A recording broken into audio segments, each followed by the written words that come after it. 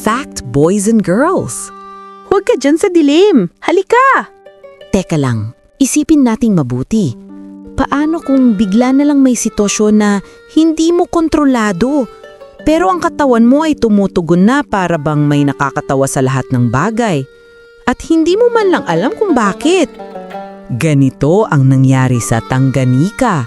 Ngayon ay Tanzania, noong 1962. Isang kakaibang penomeno na tinawag na Tanganyika Laughter Epidemic. I am Reina at welcome to Gasera ng Factio Daily.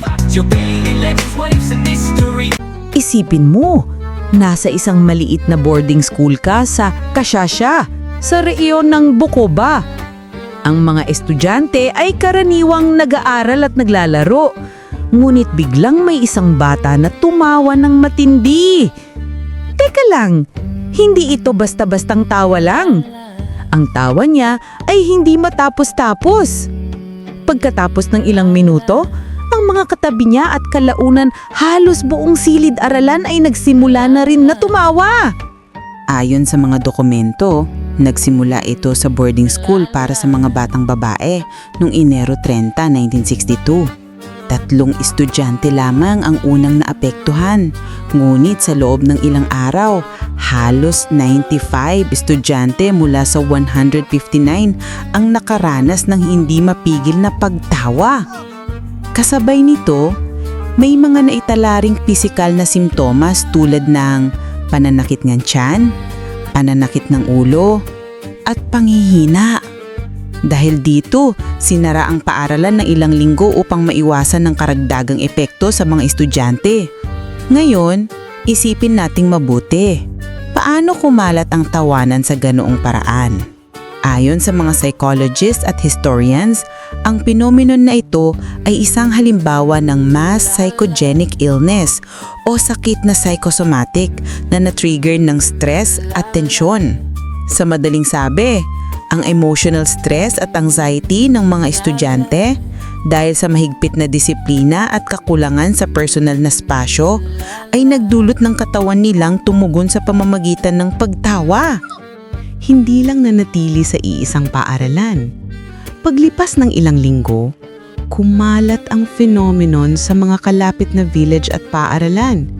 At tinatayang 1,000 katao sa loob ng 3 buwan ang naapektuhan. Hindi biological o nakakahawa sa tradisyonal na paraan ang tawanan, ngunit nagkaroon ito ng epekto sa buong komunidad. Mga paaralan ay nagsara at naapektuhan ng trabaho sa lokal na lugar. Ayon sa mga eksperto, maaring epidemic ay reflective ng collective stress sa community, lalo na sa mga batang babae sa boarding schools na may limitadong personal na spasyo at emotional outlet. May mga tala rin na hindi lamang mga batang babae ang naapektuhan. Isang mahalagang punto ay ang reaksyon ng media noon. Ang international newspapers ay nag-ulat ng laughing epidemic sa paraang nagbigay ng malaking atensyon sa sitwasyon. Sa ganitong paraan, ang awareness mismo ay maaaring nakatulong sa mabilis na pagkalat ng phenomenon sa ibang lugar na isang kilalang pattern sa mga psychosomatic epidemics. Ang Tanganyika Laughter Epidemic ay patuloy na pinag-aaralan bilang classic case study ng mass psychogenic illness at social contagion. Hindi lang ito tungkol sa kakaibang tawanan, kundi sa relasyon ng stress, social dynamics, at human behavior. Anong masasabi mo sa Tanganyika Laughter Epidemic? Nakakatuwa pero nakakapagpaisip din, di ba? Sige, mag-comment ka sa baba. Gusto kong marinig ang insight mo tungkol sa isang epidemic na tawanan na literal na kumalat at kung paano ito nagbibigay aral sa atin tungkol sa stress, social dynamics, at human psychology. I am Reina, tandaan mo, hindi makakapagtago ng matagal ang katotohanan sa dilim. Pagkat hawak mo ang gasera, sindihan mo lamang.